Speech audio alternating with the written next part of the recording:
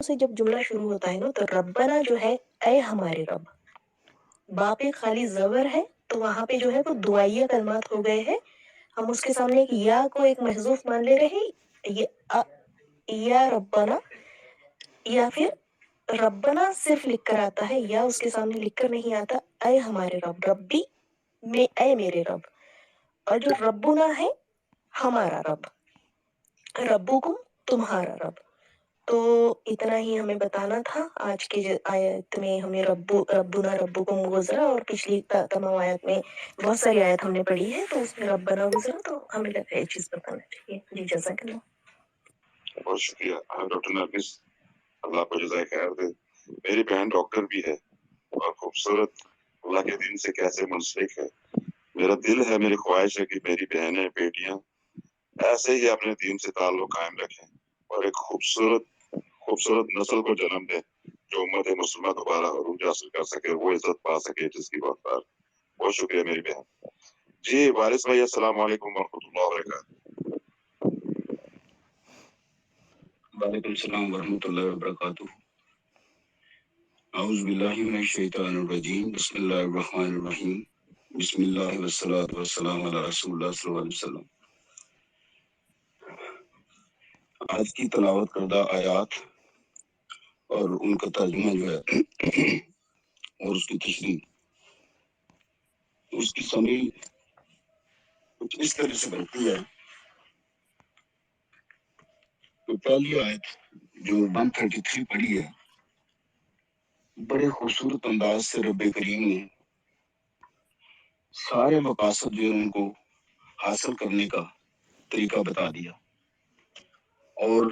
رہتی دنیا تک یہ بتا دیا. ایک تو یہ کہ جو رب کریم جانتے ہیں وہ کوئی نہیں جانتا. انبیاء تک وہی علم ہے جو رب کریم نے انبیاء تک پہنچا دیا. حضرت یعقوب علیہ السلام کے بارے میں جو انہوں نے اپنی اولاد کو ہدایت کی، اس ہدایت کے بارے میں بھی یہ کہا کہ آپ صلی اللہ علیہ وسلم اس وقت موجود نہیں تھے، آپ کو علم نہیں ہے کہ انہوں نے کیا ہدایت کی. لیکن اس قرآن پاک کے ذریعے یہ بتا دیا کہ انہوں نے یہ ہدایت کی، اور اس ہدایت میں جو یہود نے تحریف کر دی تھی اپنی کتاب میں وہ بتا دیا. یہود نے باقی ساری چیزیں جو ہیں بائبل میں مفسرین کہتے ہیں کہ ان باقی ساری چیزیں انہوں نے ذکر کر دیا، لیکن حضرت یعقوب علیہ السلام نے جو ہدایات دی کہ زندگی کیسے گزارنی ہے، رب کی وحدانیت پر کیسے یقین کرنا ہے، کس طرح سے عمل کرنا ہے، شرک سے کیسے بچنا ہے، اور جو معاملات ان سے منع کیا ہے تورات میں ان سے کیسے باز رہنا ہے، اور جن کا حکم دیا ہے ان کو کس طرح سے رب کریم کی منشا کے مطابق عمل کرنا ہے، ان کا بائبل میں کہیں بھی ذکر نہیں کرتے. البتہ صرف ایک کتاب جو تلمود ہے، مفسرین کہتے ہیں کہ اس میں بہرحال جو یہ ذکر موجود ہے بالکل ایسے جیسے قرآن پاک میں ہے. تو یہ جو آیت 133 ہے، اس سے ایک تو یہ کہ غیب کا علم وہ صرف رب کریم جانتے ہیں، اور جو علم انبیاء تک پہنچاتے ہیں وہ انبیاء کو پتا ہوتا ہے.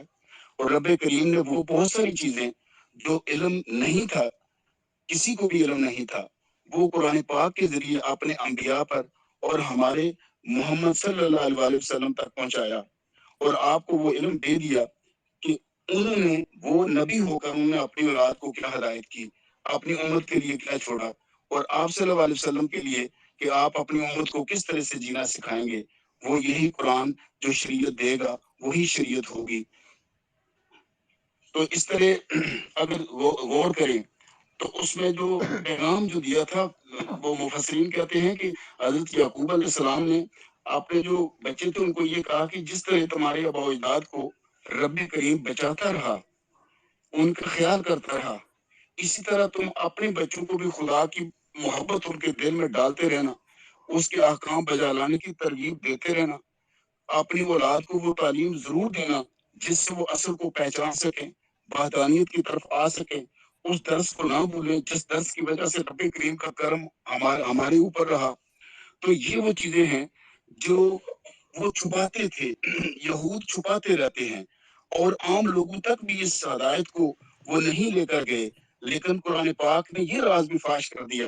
اور उनकी जो तहरीफ है उसका बांटा फोड़ दिया कि उन्होंने अपनी किताबों में तहरीफ कर रखी है। इसी तरह से दूसरी तरफ अगर आप आगे बढ़े तो जो अगली आयत है उसमें ये कहा कि बिलाशुबा ये दावा करते हैं यहूद और नसारा कि हम हजरत इब्राहिम अलैहिस्सलाम की औलाद से हैं, कि वही जद्दे अमजद हैं, लेकिन जद्दे अमजद तो वो हैं, लेकिन इनके जो करतूत हैं वो तो वो नहीं है। हजरत इब्राहिम अलैहिस्सलाम तो एक सीधे सिरात मुस्तकीम पर चलने वाले, रब करीम की वहदानियत पर यकीन करने वाले और शिरक से बेजार शख्स थे, और अल्लाह रब्बुल इज्जत को शिद्दत के साथ और अल्लाह ताला की तमाम सिफात के साथ अपनी इबादत को उन्होंने मुतसफ़ कर रखा था, जो यहूदियत और नसरानियत के आड़ में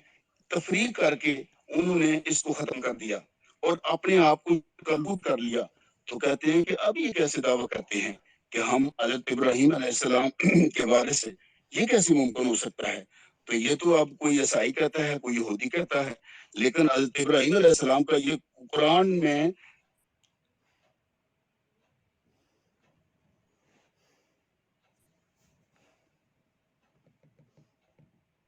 मेरा ख्याल है मैं जहाँ से मैं डिस्कस करना ये चाह रहा था कि जो अंबिया में फर्क करना, तो अंबिया में फर्क करने का ये कहा गया है कि अगर आप यानी एक पैगंबर को मानते हैं, दूसरे पैगंबर को नहीं मानते, तो इसका मतलब ये हुआ कि जिस पैगंबर को आप मानते हैं आप उसको भी नहीं मानते। उसकी वजह ये है कि रब करीम ने जितने भी अंबिया आए हैं उनको एक ही पैगाम दिया है, और वो पैगाम वहदानियत का पैगाम है, सिरात मुस्तकीम का पैगाम है, अल्लाह रब्बुल इज्जत की रबूबियत का पैगाम है, शिरक से पाक पैगाम है। तो जब हम किसी एक पैगंबर को कहें कि ये नहीं मानते और दूसरे को मानते हैं, तो इसका मतलब है कि हम अपने जिसका कह रहे हैं मानते उसको भी नहीं मानते। यही वजह है कि यहूद और नसारा जो है इन दोनों के बारे में ये साबित कर दिया यहाँ कि ये दोनों जो हैं ये अपने अपने ये जो दावा करते हैं इब्राहिम अलैहिस्सलाम के जद्दे अमजद का, ये झूठा दावा है इनका। बुनियादी तौर पे वो इस पैगाम को ही नहीं मानते। इन्होंने अपने अपने मफादात के लिए यहूदियत और नसरानियत को अखज़ कर लिया है और उस अपनी इल्हामी किताबों में तहरीफ करके अपने मतलब की चीजें रख ली हैं, और वो चीजें जो दूसरे लोगों के हकूक के बारे में थी उन चीजों को वहां से निकाल दिया है। बिल्कुल ऐसे जैसे मैं ये कह रहा था कि बाइबल में हज़रत याकूब अलैहिस्सलाम की जो नसीहतें थी अपनी औलाद को, वो उन्होंने निकाल दी हैं, अलबत्ता तलमूद में मौजूद हैं। तो ये तो कुरान पाक ने बिल्कुल उनको नंगा कर दिया कि जी वो तो इसका दावा कर ही नहीं सकते।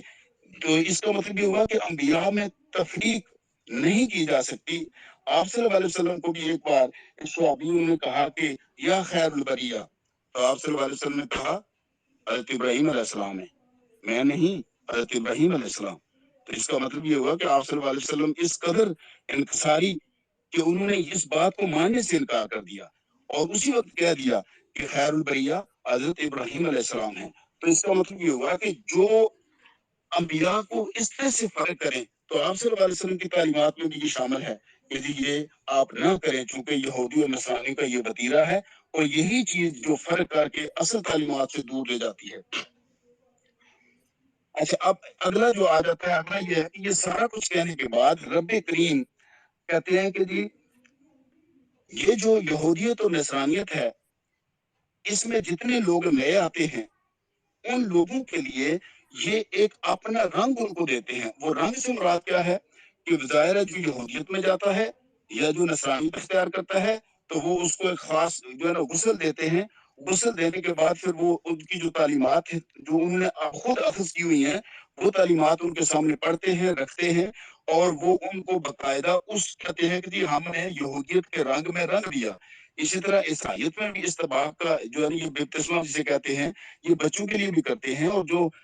ईसाइयत इख्तियार करे उसके लिए भी है, और उसको भी गुस्ल दे के उसको वो पढ़ाते हैं, और वो कहते हैं कि आपके ऊपर अब ईसाइयत का रंग यानी कि ईसाइयत की जो अब तालीमात मौजूद है तहरीफ होने के बाद आप उसके पाबंद हैं कि उसको ये करें। तो रब करीम ने इसकी नफी की है कि रब करीम ने तो जो अंबिया भेजे थे उनका ये रंग नहीं था जो यहूदियत और नसरानियत कह रहे हैं। रब करीम का रंग जो है ना वो अलग रंग है। वो हज़रत इब्राहिम अलैहिस्सलाम जो है वो रंग है जो उन्होंने जिसको आलमगीर शोहरत दी, और वो क्या था कि शिर्क से बेदारी,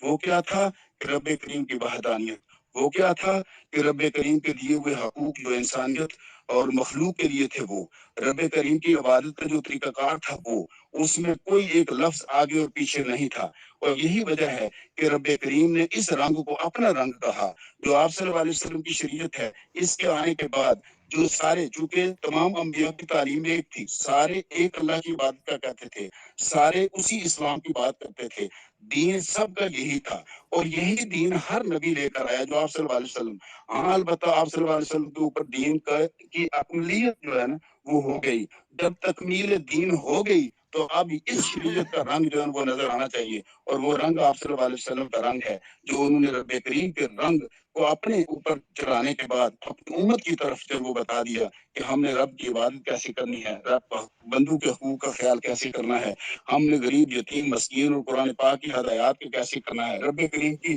بنائی گئی حدود کا خیال کیسے کرنا ہے رب کریم نے جن شاعر کے بارے میں جن کی عزت اور احترام کا کہا ہے اس احترام کو کیسے بنوں کے خاطر رکھنا ہے وہ آداب جن کی کرنے کا ہمیشہ کہا گیا ہے ان آداب کو ہمیشہ اسی طرح سے ادا کرنے کا حکم جو ہے وہ مان لے تو یہی وہ رنگ ہے جس کے بارے میں اللہ رب العزت نے کہہ دیا کہ یہ رب کا رنگ ہے رب کا رنگ جو ہے وہ قرآن اور آپ صلی اللہ علیہ وسلم کی شریعت سے نکلتا ہے اس دونوں کو پکڑ لیں یہی رب کا رنگ ہے اس رنگ کو اپنے ساتھ رکھیں اچھا اس سے آگے اگر آپ دیکھیں میرا خیال ہے یہی تک تھا جو پڑھی ہے ہم نے تو بہت شکریہ آج کا جو خلاصہ یہ نکلا کہ ساری تعلیمات یہودیت اور نصرانیت کو ڈسکس کرنے کے بعد یہ کہہ دیا گیا کہ اصل اب جس کے اوپر عمل کرنے کی ضرورت ہے وہ شریعت محمد صلی اللہ علیہ وسلم کی شریعت ہے اور یہ قرآن پاک ہے قرآن پاک کی تعلیم ہی کو ہمیشہ اپنے اوپر جو ہے لاگو کرنے کی ضرورت ہے قرآن پاک کو چھوڑنے کا مطلب ہر چیز کو چھوڑ دیا وحدانیت کو چھوڑ دیا دین کو چھوڑ دیا تو اس لیے ہمیں بہت ساری چھوٹی موٹی ایسے عام لوگوں کی لکھی ہوئی کتابوں کی طرف جانے کی بجائے سب سے پہلے ہمیں قرآن پاک اور آپ صلی اللہ علیہ وسلم کی سیرت یعنی کہ احادیث ان دونوں کی سٹڈی اپنے اوپر لازم کر لینی چاہیے اس کے بعد آپ دیکھیں کہ جی باقی لوگ کیا کہتے ہیں اگر وہ چیزیں قرآن پاک اور اس کے ساتھ میچ کرتی ہیں تو اس سے اگر کوئی لیسن ہے تو لے سکتے ہیں ورنہ لیسن لینے کی ضرورت نہیں ہے رب کریم ہمیں سیدھے راستے پر رکھے قرآن پاک اور آپ صلی اللہ علیہ وسلم کی سیرت کے ساتھ جڑا ہوا رکھے اور ہمیں ہدایت کے راستے پر رکھے بالکل ایسے جیسے شرک سے بیدار حضرت ابراہیم علیہ السلام کا کہا ہمیں بھی شرک سے بیدار کر دے اور ہمیں شرک کو پہچاننے کی جو صلاحیت رب کریم دے دے رب کریم اپنا فضل و کرم رکھے اس سپیس کو اور اس جو مجلس ہے اس کو آباد رکھے اور ہمارے مسائل اور ہماری پریشانیوں کا ازالہ کرے اور جو لوگ بیمار ہیں اور اللہ حسن صاحب کا جس طرح سے پریشانی اللہ رب العزت کو دور کرے اور ہمیں قرآن پاک کی برکات اس دنیا میں اور آخرت میں نصیب کرے جزاک اللہ اللہ خیر